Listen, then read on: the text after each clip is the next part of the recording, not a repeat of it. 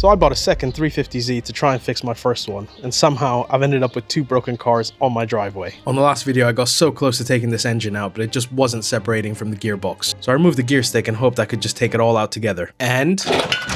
oh.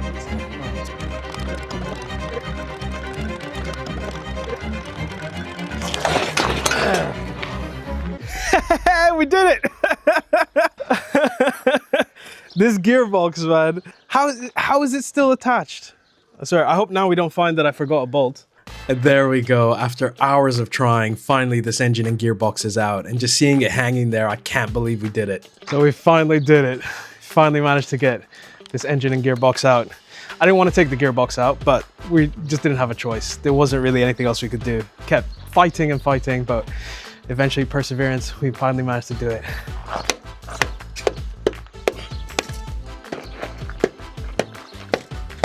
And even with the engine and gearbox out of the car, trying to separate it was so tough, and you can just see the tiniest gap forming. And after what felt like forever of fighting against this thing, we finally managed to get the engine and gearbox separated. And now I can take a closer look at the back of the engine, the transmission, and eventually also put it onto the engine stand to get it out of the way.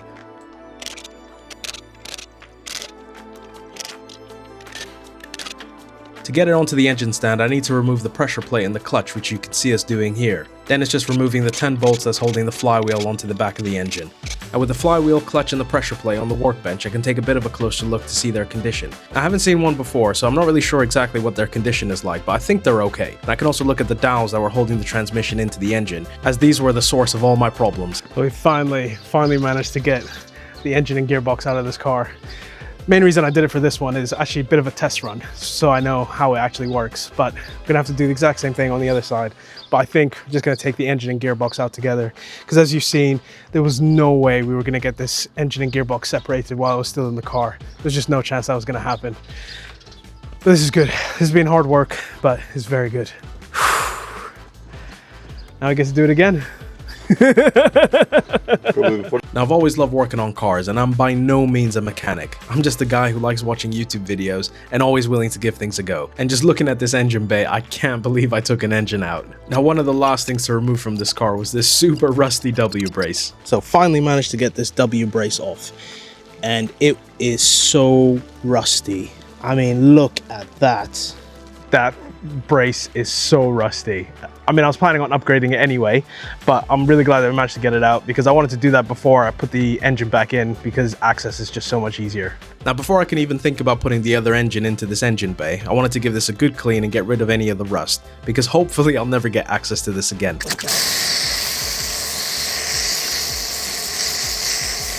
Now once I cleaned it with a strong degreaser and rinsed it off, I can't believe how much better this engine bay is looking. I mean, we're not done yet, there's still quite a bit more to do, but it's looking so much better than what it was before. There's still some rust patches, so I picked myself up some rust converter, which I was going to apply liberally to all the areas of rust that I can see in this engine bay. Now while I'd like nothing more than this car to be a show car, I am being realistic with myself about what to expect with this results. It is going to look a little bit worse before it looks better, but I need to trust the process.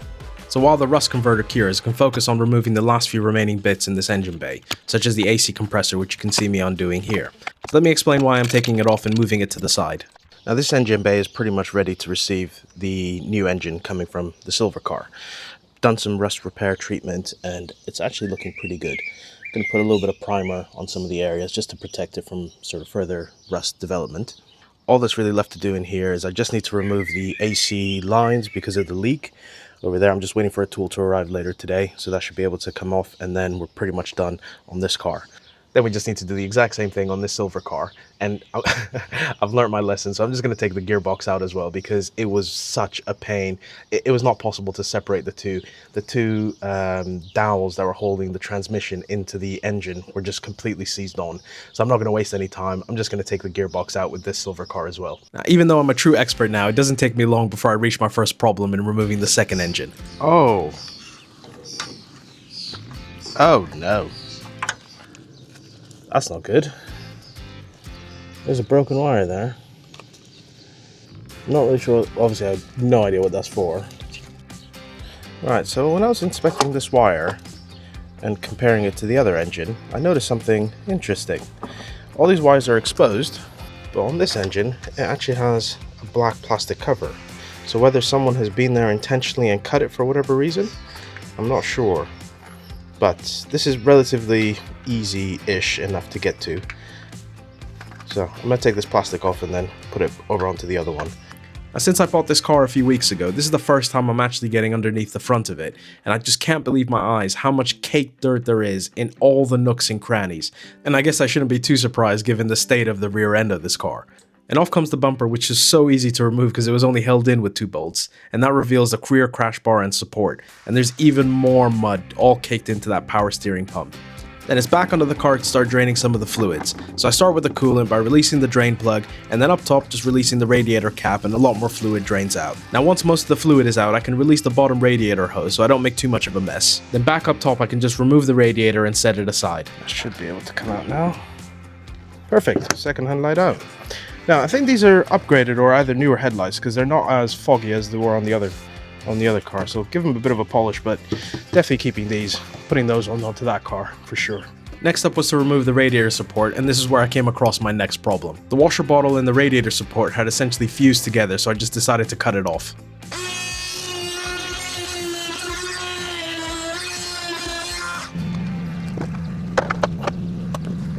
That massive gaping hole right there. And I've also noticed, I think this was broken anyway. On this side, there's a great big hole, and that's cracked right through. So this thing is junk. Now I jump back to the orange car because the last thing to do was to remove some of these AC lines. Now, it's a bit out of focus, but essentially they're held in with these little circular springs that you need to be able to push back using this tool to be able to separate the 2 lines from each other.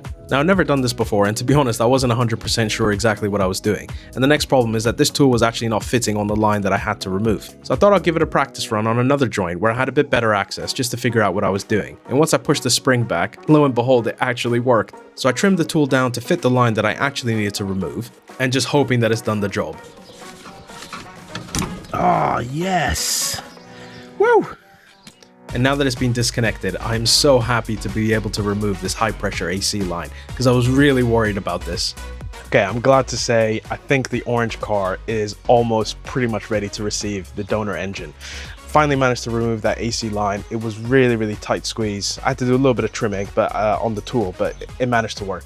So I managed to get the damaged AC line out. Now I know what to do, how to get the undamaged AC line out from the silver car. Now let's jump back to this car and keep cracking on to remove that engine. I've already done quite a bit of work. The whole front end is removed. I'm just waiting on a tool just to be able to safely-ish ungas the AC system, because I want to save this condenser and the lines to put it into that car. Now I've learned my lesson on removing the engine from the orange car, because the gearbox I couldn't separate under the car, so I'm not going to waste any time. The gearbox and engine is coming out from the silver car. So let's drain the engine oil, get underneath, disconnect some of the bolts, and then hopefully this thing should be ready to come out once we degas the AC system.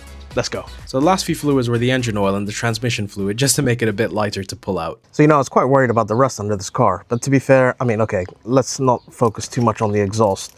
This is a heat shield, I think, which isn't really shielding very much anymore, but it's not as bad as I was expecting. For example, the W brace on this other car was just falling apart. This one definitely has a bit of, bit of wear and tear, but I think with a good cleanup and a lick of paint, it should look brand new. So next up, I'm just going to disconnect these. I think these are O2 sensors that go to the exhaust. Because the gearbox is coming out with the engine, there's not too much that we need to disconnect down here. So O2 sensors, I think exhaust bolts, probably remove some of these braces and the transmission brace just over there as well. And then we should hopefully be able to take this whole assembly out in one. Now we're getting really close to getting this whole engine and transmission out of this car. So last few bits is just to disconnect some of the exhaust wires. And luckily I don't have to disconnect the transmission wiring because it's all coming out together. The W brace looks so much better on this car, so I'm definitely keeping this one. So next job, to get this engine out, we need to get rid of that AC condenser. I want to preserve this condenser and the lines because that needs to go onto the orange car. Now to remove the condenser, we have to degas the system. This car is not drivable. I can't take it to a shop. There's no mobile AC mechanics around me, so I don't really have much choice. But I have found an ingenious, completely legit way, I think, and safe, hopefully, of taking this gas out of the AC system. So let's do that first. So this is going to be our container. Super high tech. Let's feed a hose into here. Then I also got this little quick connector.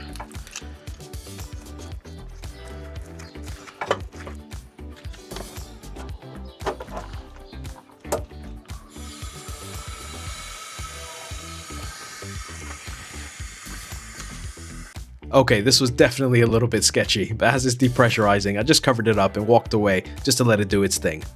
So, I've done it for the high pressure and low pressure lines. I think we've managed to clear everything. Let's have a look.